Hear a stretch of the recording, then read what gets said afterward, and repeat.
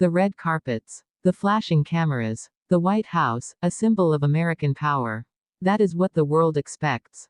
But now, something unexpected. A princess from Spain. Princess Leonor. To be received by Donald Trump himself. Not tomorrow. Not in some distant future. Now. And the question hangs in the air, why her? Why now? What does this meeting mean? Princess Leonor, heir to the Spanish throne, stepping onto American soil. A young woman carrying centuries of history, welcomed not by diplomats or presidents in the usual form, but by Donald Trump. A moment heavy with symbolism, stirring curiosity in every corner of the world. This is not just ceremony. This is a statement. But let us pause. What does it mean for Spain's future queen to be welcomed at the White House, in a setting that often shapes the world order? Is this diplomacy? Is this strategy? Or something deeper, an alignment that reveals the hidden pulse of global power? Imagine her arrival. The motorcade approaches. Crowds gather behind barricades. The American flag ripples beside the Spanish royal standard. Leonor steps out, poised, graceful, yet carrying the immense weight of expectation. She is only beginning her public role, but already the world treats her as a queen in waiting. And then, Donald Trump. A man who divides nations with his words, but commands attention everywhere he goes. When he extends his hand to Leonor, the image is captured, sealed into history. A handshake that is more than courtesy, it is a negotiation in plain sight. What conversations unfold inside those walls? Trump, a figure of power and controversy, facing Leonor, a symbol of tradition, hope, and renewal for Spain. Two worlds, two legacies, colliding. Does he see her as an ally for Europe's future? Does she see him as an essential bridge for Spain's influence across the Atlantic?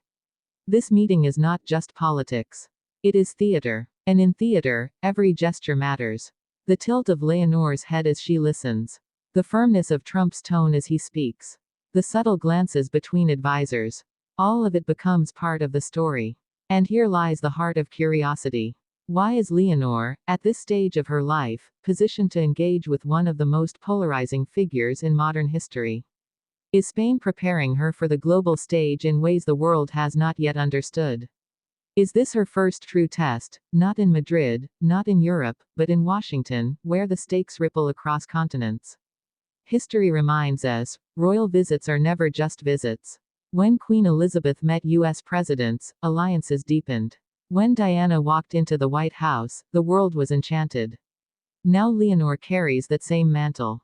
But this time, the context is sharper, the world more divided, the stage more volatile. And the personal side cannot be ignored. For Leonor, this is more than duty. This is her identity being shaped before millions. Every camera angle, every headline, every whisper in diplomatic corridors will mark her image forever.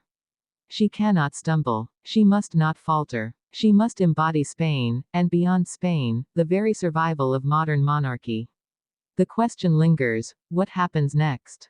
After the photographs, after the handshakes, after the carefully crafted speeches, what remains?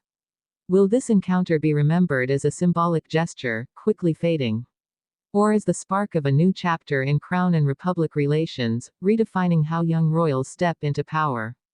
Picture it, Leonor returning home, her people watching closely, her family analyzing every detail. The King and Queen of Spain wondering, did their daughter pass the test?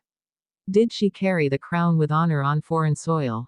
Or did she step into a storm far greater than anyone expected?